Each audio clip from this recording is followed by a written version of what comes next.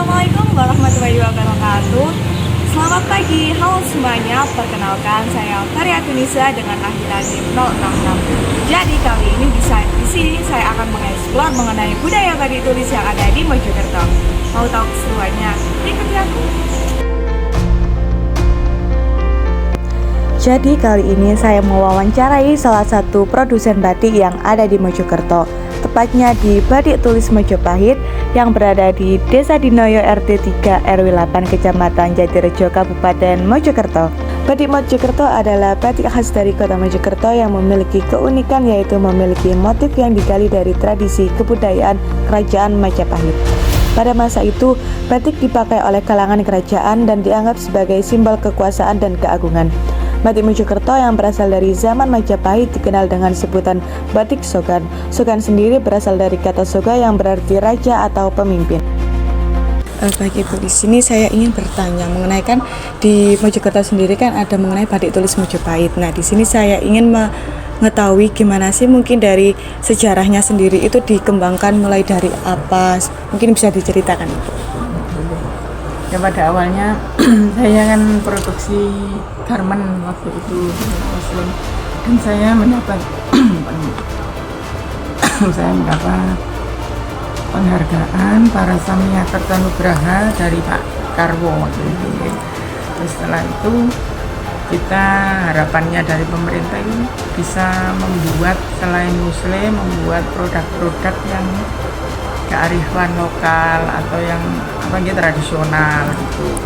Nah, dari situ akhirnya kami berpikir untuk membuat batik, karena saya memang sukanya gambar, suka desain kan gitu. Akhirnya saya batik, dan karena saya tinggal di bumi Majapahit, akhirnya kami mengambil desain-desain Majapahitan di sini, yaitu kayak Surya, itu peninggalan kerajaan Majapahit, itu yang kita ambil buat desain yang ada di Majapahit. Ini mungkin ini bukan dari beberapa daerah kan sudah mempunyai batik. Nah, saya ingin mengetahui mungkin ada ciri khas tersendiri yang membedakan batik di Mojokerto ini sama dengan daerah lain, itu apa nggih Bu? Mungkin ciri khas yang khusus gitu. Ciri khasnya desainnya, desain Majapahitan itu tadi yang ciri khasnya.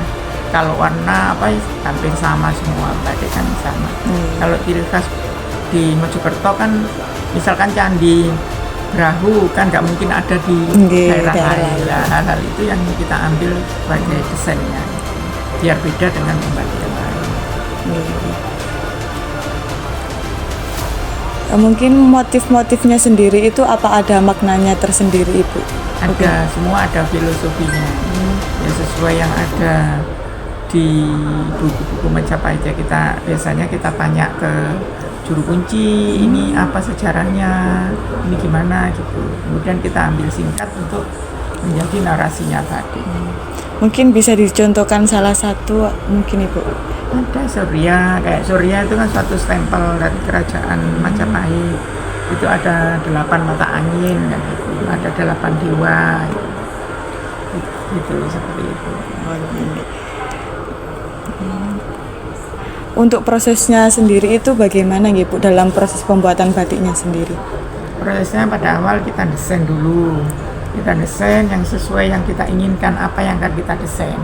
Nah, setelah itu kita print di kertas lebar. Nah, setelah itu kita jiplak ke kain. Dari jiplakan itu baru dicanting. Setelah dicanting, di pewarnaan. Mulai pewarnaan celup, pewarnaan tolet bisa. Terus setelah pewarnaan baru kita lorot atau menghilangkan malamnya. Penjemuran, setelah penjemuran finishing, setrika, itu packing gitu. Untuk penjemurnya sendiri itu apa membutuhkan waktu yang lama ya Bu? Kalau batik sih enggak, paling 4 jam udah kering. Gitu. Karena kainnya kain katun yang lebih gampang. Untuk pewarnanya itu menggunakan pewarna alami atau buatan ya Bu? Ada alami, ada buatan. Tidak yang pakai. Untuk yang alami sendiri itu menggunakan apa gitu? Jolawe, tinggi, terus ada mahoni, daun-daun dari sekitar kita itu bisa kita buatkan, baik daun rambutan, matoa, bisa karena alamnya. Berarti memanfaatkan yang ada di sekitar juga ya, gitu. Iya. Kemudian untuk yang pewarna sintetis atau buatannya itu menggunakan apa nih Bu?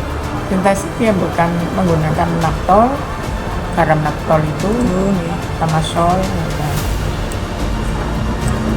Mungkin dari yang pewarna sintetis itu apakah terkadang kesulitan untuk mendapatkannya Bu? Karena kan mungkin yang buatan sudah ada di sekitar. Nah, mungkin yang buatan itu apa ada kendala atau hambatan dalam mendapatkan bahan tersebut? Enggak. Sekarang kan sudah banyak pembatik ya, otomatis pedagang juga berusaha menyediakan kan. Nggak ada kesulitan sama sekali untuk bahan. Untuk memastikan supaya pewarnanya itu meresap di kain itu bagaimana Bu? Kan mungkin terkadang yang kain saya belum tahu, karena memang belum mencoba. Mungkin dari pewarnaannya kemudian di kainnya itu untuk mengetahui sudah meresap dan kering itu bagaimana? Apa sudah langsung bisa dilihat dengan langsung seperti itu Bu? Bisa langsung udah bisa dilihat waktu pencelupan kan sudah di jeber gini sudah kelihatan kalau ini sudah bagus kan gitu. Kan mulai dari putih nggak kepingin merah, sudah merah kan gitu. Bisa gitu. Untuk jenis kainnya di sini itu ada berapa jenis kain ya Bu yang kita digunakan? yang paling banyak katun. Nah, biasanya ada katun sutra, juga ada sunwash. Tapi ini sementara yang paling laku itu yang katun. Jadi yang kita produksi yang katun.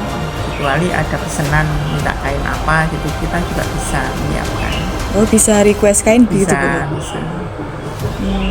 Mungkin selain katun kan mungkin memang sudah best seller. Mungkin dari kain yang lainnya itu kain apa nih Bu? Kain sutra, katun sutra. Mungkin dari harga sendiri itu yang membedakan itu memang dari kainnya atau bagaimana nih Bu? Mungkin dari segi harga. Yang bisa membedakan dari semua unsur, mulai kainnya, terutama pengerjaannya, motifnya itu bisa semua. Kecuali pewarna sih hampir sama semuanya untuk sintetis. Kalau warna alam juga ada beda. Sintetis juga ada yang beda juga, tapi jarang sih itu. Yang paling banyak itu tadi kain, desain. Kalau sudah desain semua nyatingnya lebih mahal kan gitu, karena dari desainnya yang sedikit atau yang kerap gitu kan.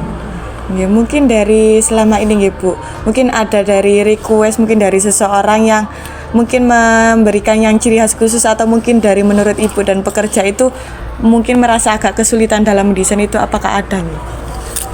Alhamdulillah tidak ada selama ini. Alhamdulillah. Sebelumnya kalau kita lihat misalkan pesan seperti ini kan kita komunikasi dulu kan. Kalau kita kelihatannya tidak mampu, kita tolak. Kalau kita bisa, kita kerjakan gitu. Mungkin dari yang pernah pesan Ibu, menurut Ibu yang mungkin paling jauh itu dari daerah mana Ibu? Ada yang dari Jakarta ya. Tapi orang Surabaya dia tinggal di Jakarta. Nah dia pesen gitu ada. Mungkin ini Bu, tadi kan menggunakan pewarna. Nah, itu apa ada pengelolaan pewarnanya sendiri setelah digunakan? Mungkin dari seperti pengolahan limbah dari pewarna itu bagaimana ya Bu? Kita ada, cuma itu tadi kalau warna yang mengendap kita keringkan. Kita bakar gitu aja. Tapi kalau yang enggak aneh kita buang, ada kotak-kotak limbahnya. Kan tadi ada yang menggunakan pewarna sintetis, mungkin ada seperti pengaruh terhadap kulitnya itu, apakah ada itu? Selama ini enggak ada sih. Ya pada umumnya orang-orang bikin batik enggak ada yang komplain. Ya berarti alhamdulillah aman Bu, ya selama. Ya, aman. Mungkin ini Bu, apa ada seperti teknologi yang digunakan dalam pengeringan? Mungkin kan dari selama ini kan mungkin masih dikeringkan biasa, mungkin ada teknologi tersendiri yang mungkin dalam proses pengeringannya itu bisa lebih cepat gitu. Enggak ada sih. Sudah cepat kalau batik itu pengeringan enggak ada masalah. Berarti langsung menggunakan alami seperti Nggih, biasa gitu. nggih. Ini Bu, apa ada seperti kolaborasi dengan ahli kimia atau peneliti terkait dalam pewarnaan, dalam menjaga kualitas pewarnaannya itu apakah ada Bu? Saya selama ini belum ada, cuma didampingi dinas ya dengan kita. Dampingi dinas ini tentang kayak TKDN, itu kan sudah dapat TKDN, berarti kan saya sudah dapat perlindungan kayak apa nih, mengenai warna, mengenai air, kan itu semua TKDN itu. Sudah itu saya juga dapat TKDN. Enggak khusus orang, enggak ada. Oh, nah. Berarti memang sudah Dari dinas, Nggih, dari sudah dinasnya didampingi. Nggih.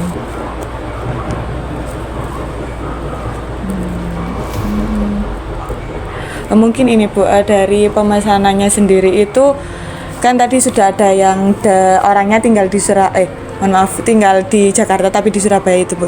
Itu seperti kayak pengirimannya itu apakah ada ongkir tersendiri atau bagaimana gitu? Ya, ongkir sendiri. Biar harga kita tidak terlalu mahal. Kan ongkirnya kan tidak mesti kirimnya kemana-kemana. Berarti mboten itu Bu, tidak terpatok gitu, pasti menyesuaikan gitu Ya, dari daerah. menyesuaikan daerah mana. Mungkin sudah cukup dari saya Ibu. Saya mengucapkan terima kasih Ya, banyak. sama-sama. Mohon maaf juga Ya, telah mengganggu sama-sama. waktunya Ibu. Nah, jadi batik di Mojokerto bukan sekedar kain bermotif, tetapi juga jejak sejarah dan warisan budaya yang kaya makna. Setiap goresan motif mencerminkan kebijaksanaan leluhur, keindahan alam, serta kreativitas tanpa batas. Melalui inovasi yang tetap berpijak pada tradisi, batik Mojokerto dapat bersaing di pasar global, menjadi kebanggaan bangsa, serta menginspirasi generasi mendatang untuk terus menjaga dan melestarikannya. Cukup sekian, wassalamualaikum warahmatullahi wabarakatuh. Sampai jumpa.